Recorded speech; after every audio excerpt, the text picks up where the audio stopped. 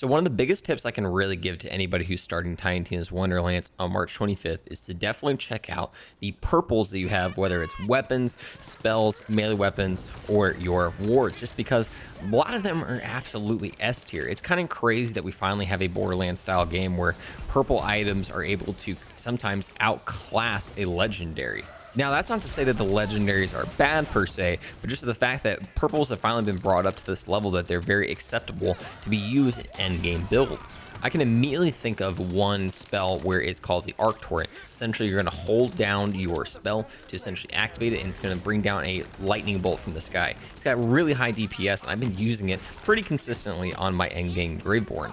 It's also awesome the fact that a lot of SMGs, especially the ×4 variants for Dahl and Hyperius, are essentially really part of the endgame structure as well for characters. I mean, essentially every character right now. I've been using one of my Berserker that's Frost, and it just absolutely melts the crap out of people.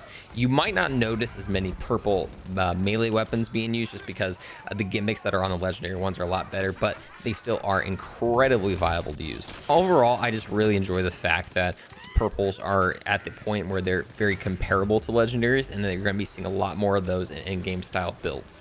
Make sure you're following me over on YouTube, Twitter, and Twitch at Byrdman778 using code BYRD at GFIELD checkout. We're going to be doing a lot of Wonderlands coming up here soon, so just make sure you're stopping on by the channel. But hope you have a great night, day, or whatever it may be.